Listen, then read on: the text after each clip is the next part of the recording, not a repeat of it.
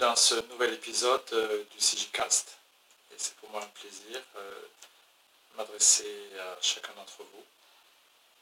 Notre sujet cette semaine est un sujet important, à la fois solennel, mais qui ne laisse pas indifférent, puisque nous sommes dans la semaine de la commémoration du 100e anniversaire du génocide des Arméniens.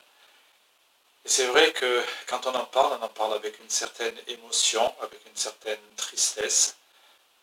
Pourquoi tant de souffrance, pourquoi tant de persécutions, pourquoi tant de personnes déracinées, tant de personnes tuées, 1,5 million de martyrs arméniens. Et cela nous renvoie certainement sur le sujet et la question du mal, la question du péché, la question de l'éloignement de Dieu. Quand un être humain coupe sa communion avec Dieu, il est capable du pire, comme quand il est en forme, il est capable du meilleur. Et ce qui est important, c'est en tous les cas de nous souvenir, de rendre hommage, parce que les uns et les autres, au travers de nos grands-parents ou de nos arrière-grands-parents, on est liés à cette histoire.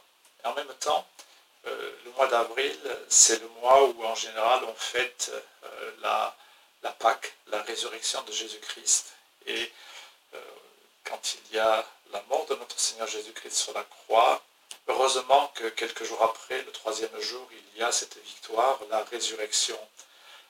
Pour revenir au 100e anniversaire, cette commémoration du génocide des Arméniens, nous savons que côté arménien, il y a toutes les raisons pour continuer à vouloir que la vérité puisse être communiquée, avec cette vérité de la connaissance de ce génocide, de la reconnaissance par les nations, mais surtout par la Turquie, par l'État turc.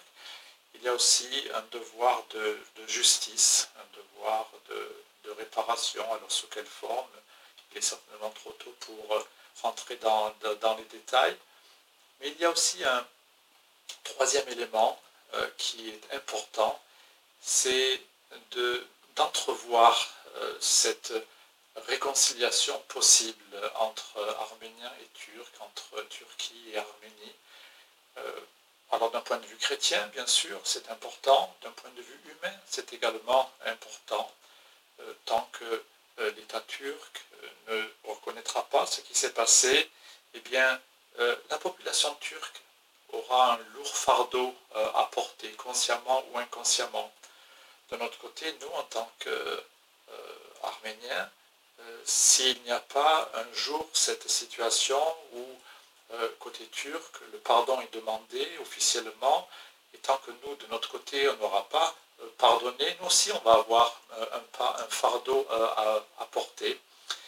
Et je suis persuadé que, en étant attentif à l'enseignement de l'Évangile, de notre Seigneur Jésus-Christ, de la parole de Dieu, nous comprenons que la réconciliation, c'est aussi une question personnelle dans notre vie de tous les jours. Des problèmes qu'on peut avoir avec des copains, dans la famille, à l'école, au boulot. Et là, on se rend compte que chaque fois qu'il y a quelque chose qui nous trouble intérieurement, quelque chose qui n'est pas réglé, eh bien, on ne peut pas être tranquille, on ne peut pas aller de l'avant. Et c'est un frein pour notre vie en général. La parole de Dieu nous encourage aussi à être des instruments, des ambassadeurs de paix, des ambassadeurs en tant que réconciliateurs en quelque sorte.